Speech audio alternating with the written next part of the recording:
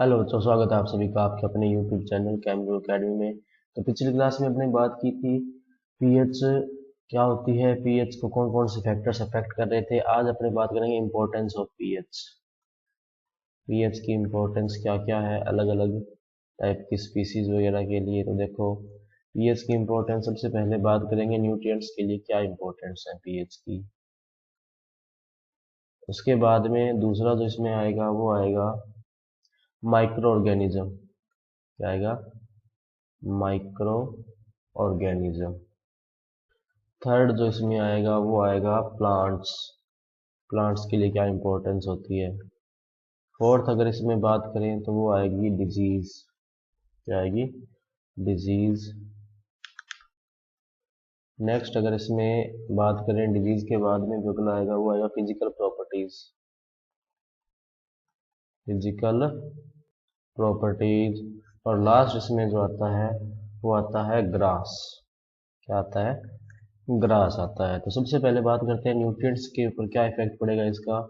तो देखो, न्यूट्रिएंट्स की अवेलेबिलिटी जो होती है वो बहुत ज़्यादा इफेक्ट होती है किसके कारण? पीएच के कारण। जो आइडियल पीएच होती है, आइडियल जो पीएच चाहिए अपने को न्यूट्रिएंट्स के लिए वो चाहिए 6.5 टू 7.5। लेकिन अगर पीएच लेट्स सपोज लेस है, पीएच क्या है?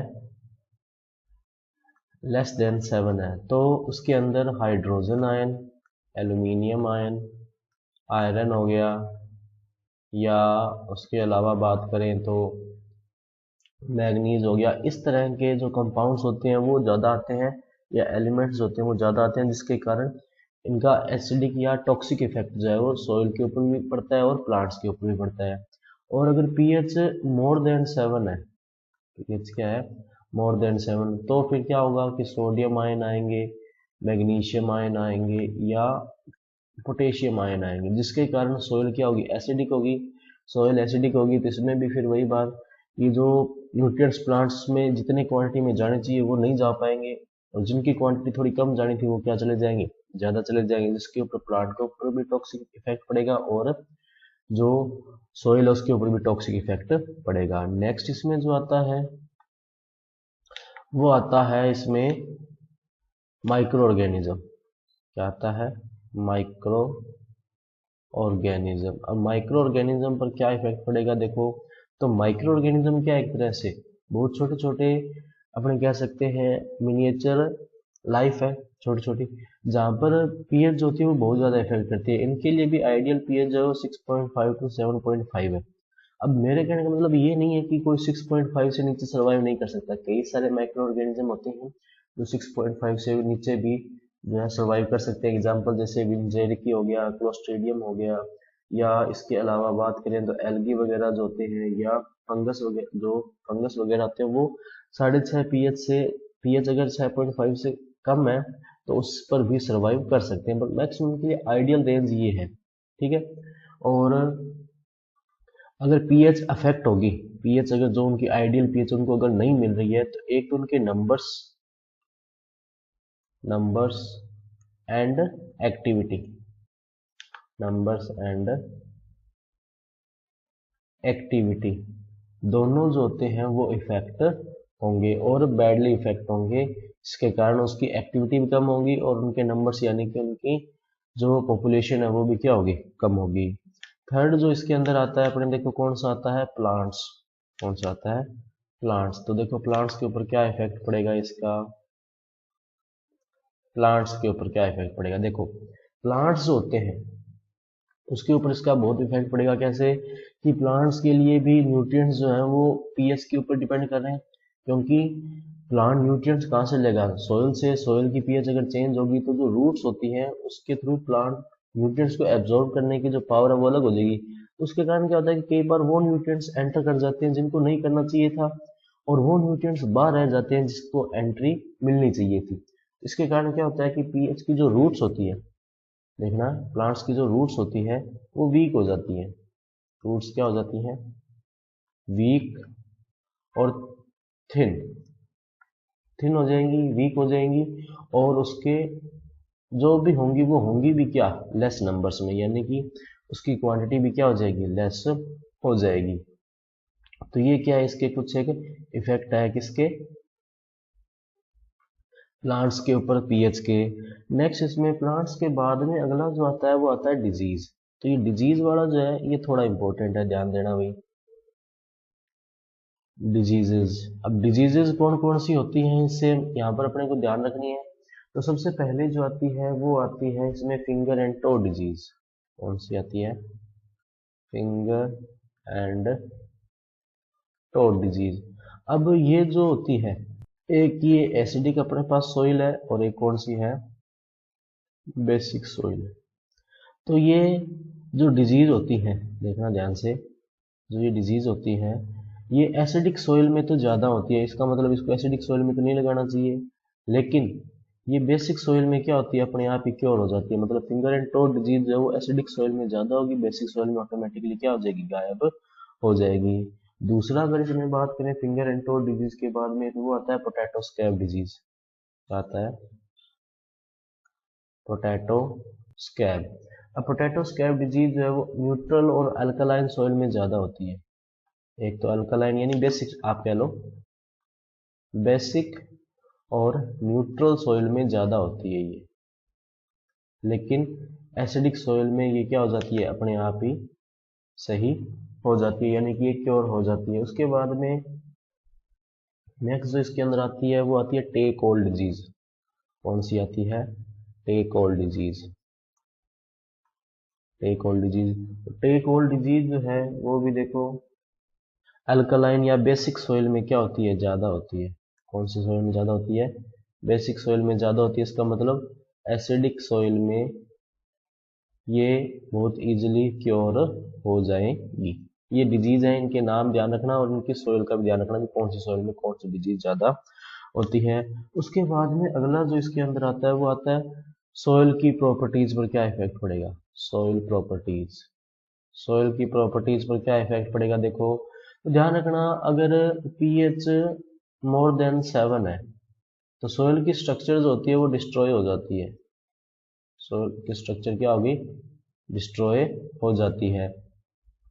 सोइल की स्ट्रक्चर डिस्ट्रॉय होगी जिसके कारण क्या होगा, उसको ना तो न्यूट्रिएंट्स मिलेंगे, ना उसकी वाटर होल्डिंग कैपेसिटी अच्छी होगी, ना उसमें वेंटिलेशन अच्छा होगा और ना ही उसमें रूट्स की ग्रोथ अच्छी होगी। अगर रूट्स की ग्रोथ अच्छी नहीं हो रही तो सिंपल सी बात है प्लांट्स की ग्रोथ भी अच्छे से नहीं होगी।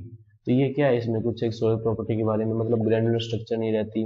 अब इसमें क्या होता है कि अगर अपने थोड़ा सा ज़्यादा पानी लगा देते हैं, वाटर अगर थोड़ा ज़्यादा देते हैं तो उसमें मड की जैसी सिचुएशन क्रिएट हो जाती है, और अगर अपने पानी थोड़ा कम लगा रहे हैं तो उसमें क्या होता है, बिल्कुल ड्राई सॉइल हो जाती है, एक बड़े बड़े चंक्स जो होते हैं वो सॉइल के बन जाते हैं।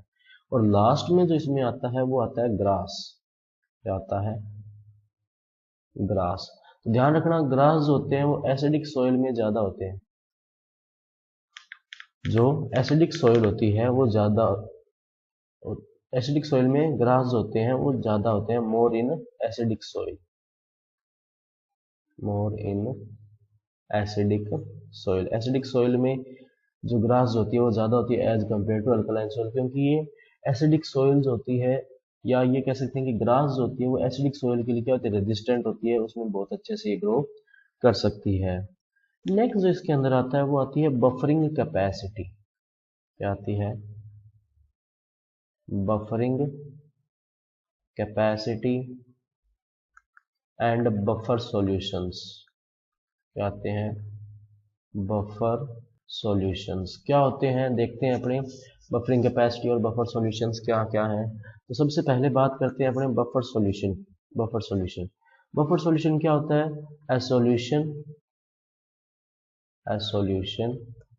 which resist pH change of soil, pH change of soil।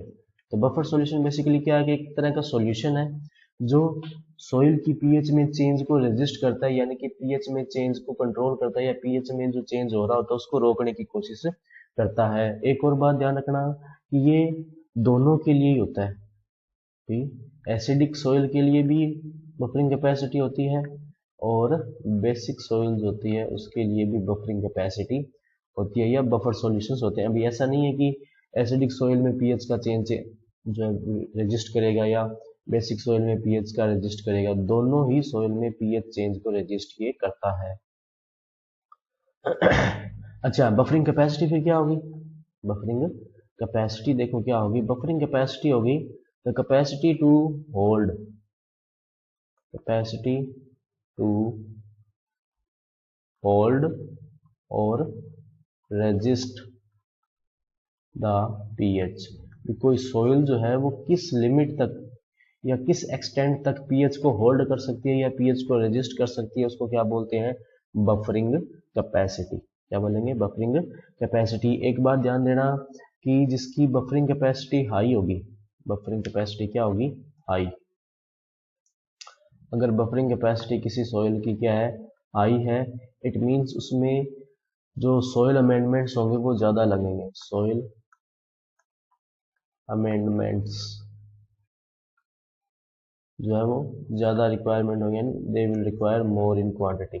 इसका क्या मतलब हुआ? देखो कि बफरिंग कैपेसिटी जब ज्यादा है तो वो पीएच में चेंज का रजिस्ट कर रही है। अब मान लो अपने पास कोई सॉइल है जिसकी पीएच जो है वो अपने मान लेते हैं 8.5 है या 8.9 है, और मैं इस पीएच को कन्वर्ट करना चाह रहा हूँ ऑलमोस्ट 7.5 तक, तो मेरे को पीएच कम करनी पड़ेगी।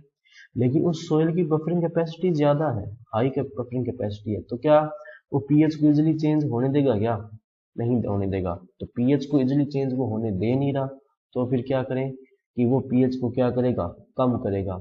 पीएच को कम अगर अपने को करना है तो अपने को जो सॉइल अमेंडमेंट्स यानी कि पीएच को कम करने वाले जो मटेरियल्स अपने उसके अंदर डाल रहे हैं उनकी क्वांटिटी क्या डालनी पड़ेगी? ज्यादा डालनी पड़ेगी, क्योंकि उसकी बफरिंग कैपेसिटी ज्यादा है। तो सॉइल जिस पीएच पर है उसी पीएच को मेंटेन करके रख रही है, चाहे तो वो ज्यादा पीएच है चाहे वो कम पीएच है, उसी को कंट्रोल वो करेगी। अच्छा, उसके बाद में इसमें कुछ एक एग्जांपल आते हैं बफर सॉल्यूशंस के। बफर सॉल्यूशन का एग्जांपल आता है इसमें, देखो पहला जो इसमें एग्जांपल आता है वो आता है CH3 COOH plus CH3 COONA। अब ये जो बफर सॉल्यूशन है ना, ये कौन सा बफर सॉल्यूशन है? Weak acid plus weak acid और स्ट्रॉन्ग बेस से बना हुआ, weak acid and strong base salt. देखो वीक एसिड तो ये हो गया CH3COOH, और इसकी रिएक्शन अपने स्ट्रॉन्ग बेस यानी NaOH से करवाएंगे तो ये वाला बन जाता है। ये तो क्या हो गया? पहले वाला बफर सॉल्यूशन। अच्छा, एक और बात ध्यान देना कि ये वाला जो है, इस बार जो आपके मतलब 12th एग्रीकल्चर का जो बोर्ड के एग्जाम थे उसमें इसका फॉर्मूला पूछा गया था, इसका नाम होता है सोडियम एसीटेट, तो इसका फॉर्मूला पूछा गया था। अच्छा, दूसरा इसमें जो आता है वो देखो आपकी बुक में जो एग्जाम्पल दिया हुआ है वो दिया हुआ है NH4OH और साथ में दे रखा है NH4Cl। ये देखो कैसे बना कि ये बना है वीक बेस, ये रहा वीक बेस, और उसी वीक बेस और स्ट्रॉन्ग एसिड यहाँ पर जो लिया गया होगा वो क्या लिया गया होगा? HCl और NH4 की रिएक्शन करवाई तो क्या बना? NH4Cl। उससे जो सॉल्ट बना, इसी से क्या बनाया गया? बफर सॉल्यूशन बनाया गया है।